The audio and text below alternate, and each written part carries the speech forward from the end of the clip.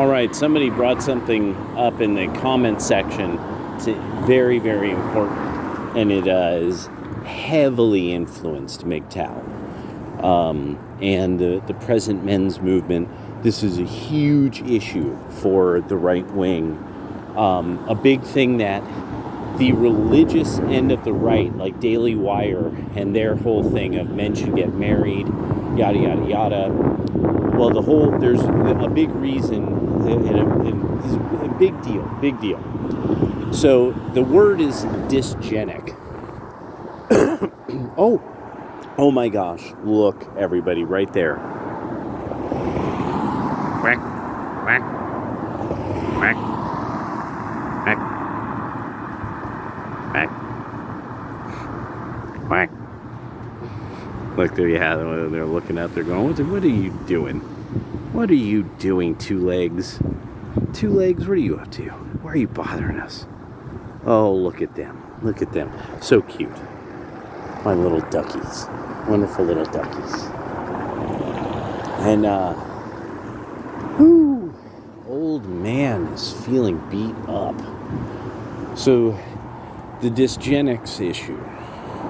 This was something that started to hit the right wing. This was a small bunch of people who were on the right who were discussing this. And this really, the reactionary Catholics really didn't like this subject. And these were young people, the whole, was it Nazi anime avatar? There's a couple I could even think of, but the Catholic reactionary youngsters, they did not want to talk about genetics, dysgenics, and mating with bad women. And they didn't want to discuss this at all. The idea in American life is poorly bred, of poor breeding, low people who are low culture. It gets even worse when the further back you go, then you go back to the eugenics era, and you get people, saying terms like scallywags and trash. That's why I really, really don't use the term white trash. I don't. You're saying something hella serious. You really know its background. Those are fighting words. Those are fucking fighting words. Because they're basically saying that you're like one of these inbred, retarded kind of people from another era of time. This is why, even if you read the bell curve talks about how blacks scored way higher than a lot of the whites that they were next to in the South. And what it was that very likely conditions that would make dysgenic unions harder probably were put into place, and probably by society itself. And as poor whites in the South started to move up the social ladder, that it was like, no, you're not going to have kids with, don't hang out with those kind of people. Don't have kids with that girl. No, you can't marry. We're not blessing that marriage, that kind of business, which would have been even easier in a way. Think about it. You're moving up the social class ladder, not economic, social. You are no longer trash. You are no longer backwards rednecks. You are people who, you own something. You now have property. You're moving into a new business that's not associated with, poor whites. It's associated, it's middle class. You move to the middle class. So the jump into the middle class that many, many people made, the sexual revolution is what really created this opportunity for the sports baller and the drug dealer. That's one dysgenic part of it. Sports baller and drug dealer. Drug dealers, the idea of this is actually an old term. The term from the biblical days is therapeute. That it wasn't therapy, they were drug dealers. They used hallucinogenics, and some probably had some kind of folk medicine. But it was the the basis of it was that they were a part of the ritual cults, and that they would use various hallucinogenics as a part of like the process of purification or whatever the rites were. But the drug dealer is fundamentally somebody who's trying to they're a seductor. The sports baller, the idea is I could fool this aggressive large man into providing me a good set of genes, big guy genes, and then I've got him. Then I've got him on the hook. Nice big aggressive guy. So big aggressive. Now there's the thing of big aggressive. Many times is a set of genes that could all couple and work together. That they're very likely to be smarter, better looking when they all come together.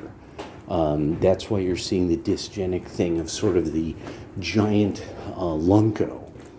Giant lunco is a thing that you see this a lot on the West Coast, probably everywhere, but you really see it a lot on the West.